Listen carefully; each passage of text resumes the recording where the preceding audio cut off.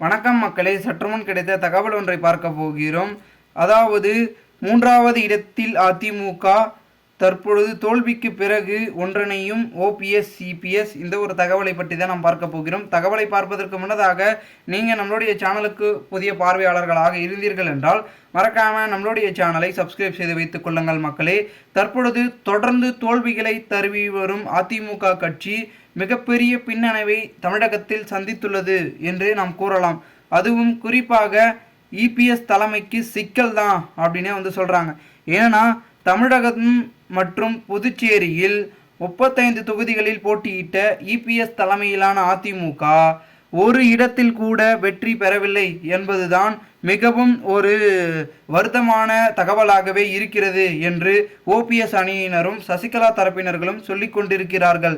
மேலும் தொண்டர்களும் மிகவும் ஒரு மனதை தளர வரும் வகையில் அவர்களுக்கு இந்த ஒரு தகவல் பேரதிர்ச்சியாக ஆகிவிட்டது என்றே நாம் கூறலாம். மேலும் 2017 ஆர்கே நகர் இடைத்தேர்தல் தொகுதியில் தொடங்கிய உட்கட்சி தேர்தல், சட்டப்பேரவை இடைத்தேர்தல் என தொடர்ந்து தோல்விகளை சந்தித்து வரும் இபிஎஸ் தலைமையில் நடக்கும் ஒரு மிகப்பெரிய அளவில் சிக்கலாகத்தான் இருக்கிறது. ஏனென்றால் இபிஎஸ் தலைமையில் சந்திக்கும் தேர்தல் அனைத்தும் தோல்வியை சந்தித்து வருகிறது என்று நாம் கூறலாம். மேலும் இபிஎஸ் தலைமைக்கு நடந்து முடிந்த மக்களவை தேர்தலிலும் பெரும் பின்னடைவை அதிமுக ஏற்படுத்தியுள்ளதாகவும் கூறப்படுகிறது.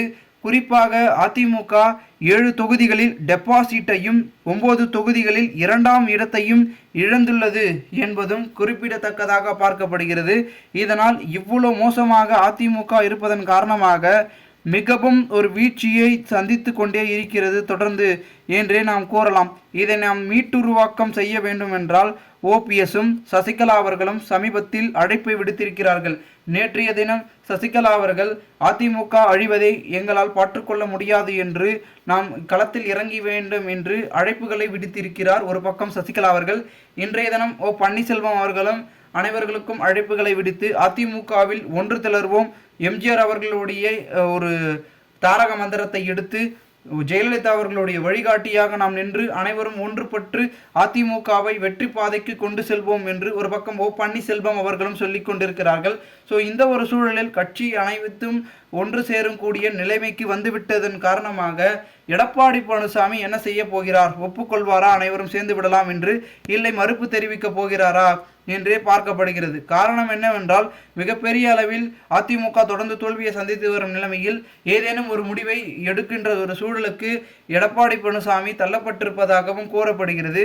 குறிப்பாக ஓபிஎஸ்ஐ பொறுத்தவரை அதிமுகவில் வருவதற்கு தயாராக இருக்கிறார். சசிகலா அவர்களும் தயாராக இருக்கின்ற சூழலில் எடப்பாடியின் அடுத்த கட்ட முடிவு என்னவாக இருக்கிறது?